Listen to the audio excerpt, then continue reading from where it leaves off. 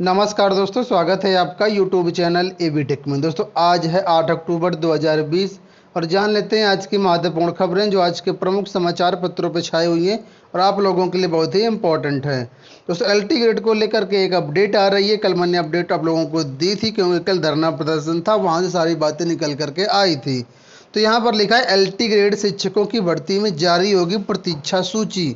जो लोक सेवा आयोग के मीडिया प्रभारी पुष्कर श्रीवास्तव जी हैं, उन्होंने बताया है कि जब सारे विषयों का प्रोग्राम जारी कर दिया जाएगा उसके बाद प्रतीक्षा सूची भी जारी की जाएगी। हालांकि ये बात स्पष्ट यहाँ पर नहीं लिखी है कि प्रतीक्षा सूची एक विषय की जारी होगी या सभी विषयों की होगी। वैसे जहाँ तक हमें लगता है कि अगर जारी होगी प्रतीक्षा सूची तो सभी विषयों की होगी, एक विषयों की क्यों होगी। ठीक है। और सामाजिक विज्ञान के रिजल्ट की बात कर लेते हैं। सामाजिक विज्ञान के रिजल्ट के लिए कहा है कि बहुत जल्द आप लोगों का रिजल्ट सामाजिक विज्ञान का आ जाएगा। यहाँ पर देख सकते हैं लिखा है कि सामाजिक विज्ञान का रिजल्ट जल्द घोषित होगा। उन्होंने बताया है कि सामाजिक विज्ञान का रिजल्ट की जो पूरी तैयारी है वो चल रही है, जल्द ही परिणाम घोषित कर दिया जाएगा। तो दोस्तों ज़्यादा परेशान होने की ज़रूरत नहीं है, आप लोगों का रिजल्ट सामाजिक विज्ञान का जल्द ही जारी किया जाए। वहीं पर कला विषय के जो चयनितों की फाइल है, महिला चयनितों की फाइल है जो वो निदेशालय भेज दी गई है। पुरुष वर्ग की फाइल भी यहाँ पर जल्दी ही भेजी जाएगी। और हिंदी में अगर बात कर लेते हैं, इंटर में संस्कृत अनिवार्य के मामले उन्होंने कहा है इस पर विचार किया जाएगा। बात कर लेते हैं अगली अपडेट की। इलाहाबाद में नया शैक्षिक सत्र 1 नवंबर से शुरू होगा। कोरोना संकट के चलते अब विश्वविद्यालय में 5 नहीं 6 दिन चलेंगी कि जाएँ। ठीक है। तो जो भी छात्र एडमिशन कराए हैं इलाहाबाद विश्वविद्यालय में उनके लिए विशेष अपडेट है। यहाँ पर अपडेट आ रही है वित्त विहीन स्कूलों में जो शिक्षक कार्यरत हैं उनके बारे में। लिखा है कि कोरोना काल में आर्थिक संकट से जूझ रहे वित्त विहीन विद्यालयों के शिक्षकों को योगी सरकार बड़ी राहत देने जा रही है।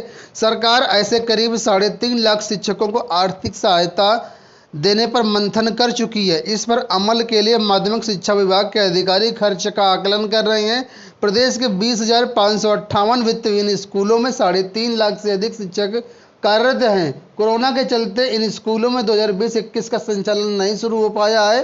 अभिभावकों को राहत देने के लिए सरकार ने इन विद्यालयों से किसी भी विद्यार्थी की फीस न जमा करने पर निकालने व ऑनलाइन क्लास से वंचित करने पर भी रोक लगा रखी है। इस पर अब ऐसे जो शिक्षक हैं तो उन पर क्या होगा कि आर्थिक सहायता उनको उपलब्ध करवाई जाएगी।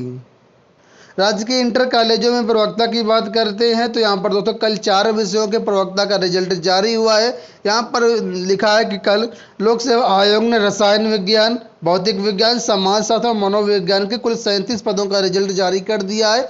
इनका इंटरव्यू जो था 28 से 30 सितंबर के बीच लिया गया था। तो जो अभ्यर्थी इसके अंतर्गत आवेदन किए हैं, इंटरव्यू दिए, तो अपना रिजल्ट चेक कर सकते हैं।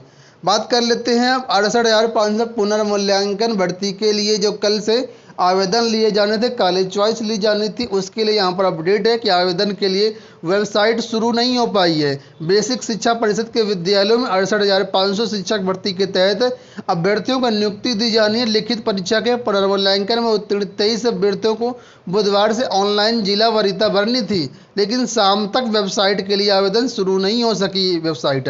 इससे अभ्यर्थी निराश है। उनका कहना है कि कोर्ट के आदेश पर यह प्रक्रिया शुरू होनी थी लेकिन बेसिक शिक्षा विभाग उसे लटका रहा है।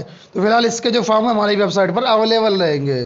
वहीं पर एलटी ग्रेड में 13 विषयों के जो समय कॉलेज चॉइस की प्रक्रिया चल रही है उसमें से आवेदन का अंतिम दिन आज है। अगर आपने अभी तक इसमें आवेदन नहीं किया तो आज कर दीजिए, नहीं तो फिर आपको दोबारा मौका यहाँ पर नहीं दिया जाएगा। लिखा है 3,317 में से अब तक 3,020 अभ्यर्थियों ने ऑनलाइन कर दिया है नियुक्ति के लिए, लेकिन अभी के लगभग 300 छात्रों ने इसमें ऑनलाइन नहीं किया। तो आज इसकी लास्ट डेट है। एसएससी परीक्षाओं की बात कर लेते हैं तो लिखा बिहार चुनाव का कारण एसएससी की भर्ती परीक्षाओं के कार्यक्रम में बदलाव, 5 परीक्षाओं के कार्यक्रम में संशोधन, CHSL टियर 1 के कार्यक्रम में परिवर्तन नहीं। ठीक है। तो यहाँ पर लिखा है एक संशोधित परीक्षा कैलेंडर जो वो है जूनियर इंजीनियर का कंबाइंड ग्रेजुएट लेवल CGL परीक्षा 2019 टियर 2 की, एसएससी सिलेक्शन पोस्ट की, स्टेनोग्राफर ग्रेड सी और ग्रेड डी की, जूनियर इंजीनियर मैकेनिकल इलेक्ट्रिकल, इनके लिए जो संशोधित कार्यक्रम है governmentjobcenter.com वेबसाइट पर अवेलेबल है। वहाँ से आप लोग इसको डाउनलोड कर सकते हैं, चेक कर सकते हैं। जो छात्र मुक्त विश्वविद्यालय में प्रवेश के इच्छुक हैं उनके लिए ऑनलाइन जो प्रवेश है 15 अक्टूबर तक लिए जाएंगे। उत्तर प्रदेश राजेश टंडन मुक्त विश्वविद्यालय में ऑनलाइन प्रवेश के लिए तिथि अंतिम तिथि जो है 15 अक्टूबर तक बढ़ा दी गई है। आपको बता दें इसके 12 क्षेत्रीय केंद्र हैं, प्रयागराज, वाराणसी, गोरखपुर, अयोध्या, झांसी, कानपुर, आगरा, मेरठ, आजमगढ़, लखनऊ, बरेली, नोएडा। ठीक है, यहाँ पर पढ़ाई चलेगी या प्रवेश भी होंगे। और इसमें से BA, BSc, BCom, MA, MSc, MCom, पत्रकारिता एवं जनसंचार, पुस्तकालय एवं सूचना विज्ञान, योग, BCA, वेब टेक्नोलॉजी, डेयरी उद्योग, कोविड-19 आदि कार्यक्रम में ऑनलाइन प्रवेश की प्रक्रिया प्रारंभ है। 69,000 शिक्षक भर्ती की बात कर लेते हैं। 69,000 शिक्षक भर्ती फर्जीवाड़े में आरोपियों की तलाश में अब इस समय दबिश चल रही है। चंद्रमा सिंह यादव आप लोग जानते हैं हाल ही में गिरफ्तार किया गया। अभी 3 जो आरोपी हैं पुलिस की पकड़ से बाहर हैं। इन 3 आरोपियों को जल्द से जल्द पुलिस गिरफ्तार करेगी। यहाँ पर पुलिस का कहना है कि 1 से 2 दिन में इनको भी पकड़ लिया जाएगा। ये कहना नीरज पांडे SSP हैं STF। ठीक है, और यहाँ पर 3 अभ्यर्थी आरोपी कौन कौन से नीचे लिखा है कि शिवदीप, सत्यम और शैलेश की तलाश है। ठीक है, कुछ दिन पहले अभी हाल ही में देखा आपने चंद्रमा यादव को गिरफ्तार हुआ था, तो अब इन तीनों की गिरफ्तारी होना शेष है। कल ABP गंगा के माध्यम से न्यूज मिली थी कि 31,661 शिक्षकों की जो चयन सूची शाम तक जारी कर दी जाएगी, लेकिन कल रात तक अभ्यर्थी इसका इंतजार करते रहे, लेकिन इसकी सूची कल जारी नहीं हो पाई है। वही यहाँ पर लिखा है कि अभी तक सूची इसकी जारी नहीं हो पाई। हालांकि कहना ये है कि जो सूत्रों के अनुसार जानकारी मिली है ABP गंगा न्यूज चैनल के, उन्होंने बताया है कि सूची जल्दी ही जारी की जाएगी और 10 या 11 अक्टूबर से काउंसलिंग भी इसकी शुरू हो जाएगी। तो जैसे कुछ अपडेट निकल के आएगी आने वाले वीडियोस में हम सारी अपडेट आपको देते रहेंगे। आपसे गुजारिश है आप लोग चैनल को सब्सक्राइब कर लीजिएगा, साथ में बेल आइकन को भी प्रेस करके ऑल नोटिफिकेशन को ऑन कर लीजिएगा। बात कर लेते हैं यहाँ पर ट्रांसफ़र प्रक्रिया को लेकर के। तो यहाँ पर देख सकते हैं अंतर जिला तबादला सूची 22 को जारी होगी। कुछ यहाँ पर टेक्निकल प्रॉब्लम थी जिनके कारण ये समस्याएं हुई हैं, तो उसके कारण जो पूरा कार्यक्रम था इसमें एक बार फिर से बदलाव कर दिया गया है। बेसिक शिक्षा अधिकारी दोस्तों जो थे तय समय से आवेदन पत्र रिसेट नहीं कर पाए, इस वजह से पूरा कार्यक्रम में यहाँ पर बदलाव किया गया है। यहाँ पर यह पूरा कार्यक्रम दिया गया है कि जो संशोधन के लिए वेबसाइट उपलब्ध होगी वो पहले 29 से 30 के बीच होनी थी, लेकिन अब ये 7 अक्टूबर से लेकर के 10 अक्टूबर तक उपलब्ध रहेगी। नया शेड्यूल है। ठीक है, कल से आप लोग इसमें कर सकते हैं समय चालू। हमारी वेबसाइट governmentjobsunday.com पर ये सारा शेड्यूल अवेलेबल है और फॉर्म भी रिसेट कर सकते हैं। सारी चीज़ें यहाँ पर दी गई हैं, तो आप लोग इसके अनुसार डाउनलोड कर सकते हैं शेड्यूल और सारी चीज़ें आप लोग देख सकते हैं। 22 अक्टूबर को इसकी अंतिम सूची जारी की जाएगी। स्कूल कॉलेज ओपनिंग को लेकर के यहाँ पर लखनऊ की तरफ से अपडेट आई है कि प्रशासन की हरी झंडी मिलने के साथ ही 15 अक्टूबर से राजधानी में स्कूल खोलने को लेकर के बना संशय समाप्त हो गया। प्रदेश सरकार ने कहा है कि 15 अक्टूबर से स्कूल खोले जाएंगे। बुधवार को स्कूल प्रबंधकों और शिक्षा विभाग की बैठक के बाद प्रशासन ने शर्तों के साथ अनुमति प्रदान कर दी है। फिलहाल 9 से 12 तक की कक्षाओं कड़ी शर्तों के साथ चलाने की अनुमति दे दी गई है। पहले चरण में कक्षा 11 और कक्षा 12 तथा द्वितीय चरण में कक्षा 9 और 10 के अभ्यर्थियों को बुलाया जाएगा।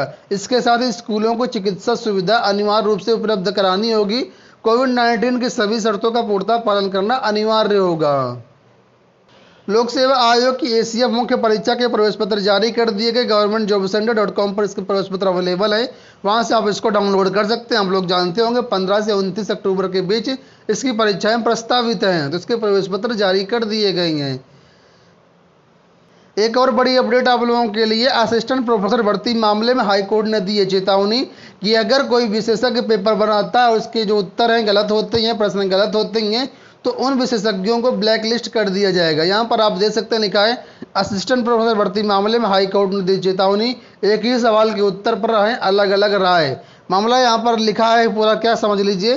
इलाहाबाद हाई कोर्ट ने असिस्टेंट प्रोफेसर भर्ती 2016 का प्रश्न पत्र तैयार करने वाले उच्च शिक्षा आयोग के विशेषज्ञों को चेतावनी दी है। यदि उनके द्वारा आंसर की में दिए गए प्रश्न के उत्तर गलत साबित हुए तो कोर्ट उनको ब्लैकलिस्ट करने का आदेश दे देगा। यह दोस्तों होना भी चाहिए। आप लोग देखें विभिन्न परीक्षाओं में बहुत से ऐसे प्रश्न होते हैं, पता नहीं किस हिसाब से विशेषज्ञ बनाते हैं कि एक प्रश्न के कई सारे विकल्प हमारे सामने सही हो जाते हैं या विवादित प्रश्न हो जाता है, तो ऐसे विशेषज्ञों को जरूर ब्लैकलिस्ट करना चाहिए। एक और अपडेट आप लोगों के लिए लिखा, बीते 3 साल में पूर्वोत्तर रेलों में 9,000 नौकरियां खत्म हो गई हैं। 9,000 नौकरियां क्यों खत्म हो गई? सरकार निजीकरण कर रही है, उसको लेकर के यहाँ पर अपडेट आई। लिखा है निजीकरण के खिलाफ रेलवे यूनियनों ने आंदोलन का बिगुल यूं ही नहीं फूंका है। कर्मचारियों की कमी से जूझ रहे तमाम विभागों में स्थायी रूप से सरेंडर किए जा रहे हैं पद। और लिखा है ये जन सूचना अधिकार अधिनियम के जरिए पता चला है कि पूर्वोत्तर रेलवे में पिछले 3 सालों में अलग अलग विभागों में 9,336 पद खत्म कर दिए गए हैं। यहाँ पर पूरा लेखा जोखा भी लिखा है, कितने पद यहाँ पर पहले थे, अब कितने यहाँ पर खाली हैं।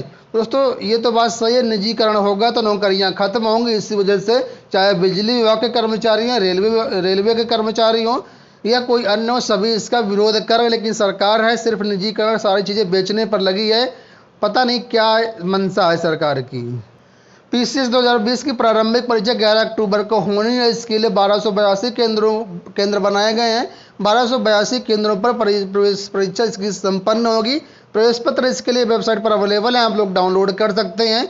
अंत में बात कर लेते हैं सीबीआई की स्केलिंग प्रक्रिया को लेकर के। लिखा है सीबीआई ने स्केलिंग प्रक्रिया की पड़ताल की। आप लोग जानते हैं समय सीबीआई जो है प्रयागराज में है और सीबीआई के विभिन्न भर्तियों में लोक सेवा आयोग की विभिन्न भर्तियों में किस तरीके से स्केलिंग हुई उसकी पूरी पड़ताल कर रही है। एक और अपडेट है अंत में, लिखा है आबकारी विभाग आबकारी सिपाही भर्ती परीक्षा का परिणाम जारी करने के दिशा निर्देश कोर्ट ने दे दिए। लिखा है इलाहाबाद हाईकोर्ट ने उत्तर प्रदेश अधीनस्थ सेवा चयन आयोग लखनऊ को 2 माह में आबकारी विभाग के सिपाहियों की भर्ती का परिणाम घोषित करने का निर्देश दिया है। कोर्ट ने कहा है कि विजिलेंस जांच में आयोग के खिलाफ कोई आरोप नहीं लगाया गया है। ऐसे में आपराधिक कार्रवाई विचाराधीन होने के कारण आयोग अनिश्चित काल तक परीक्षा परिणाम नहीं रोक सकता है। आपराधिक कार्रवाई पूर्ण होने में लंबा समय लगना स्वाभाविक है। कार्रवाई के अंतिम निष्कर्ष पर निर्भर करते हुए परीक्षा परिणाम जारी कर दिया जाए। तो जो आबकारी सिपाही भर्ती का परिणाम उसको जारी करने के आदेश यहाँ पर दे दिए गए हैं। तो दोस्तों ये हो गई आज की पूरी अपडेट। आशा करते हैं वीडियो पसंद आया होगा। वीडियो को लाइक और शेयर कर दीजिएगा। इसी तरह की अपडेट पाने के लिए चैनल को सब्सक्राइब करने के बाद बेल आइकन को जरूर प्रेस कर लीजिएगा। धन्यवाद।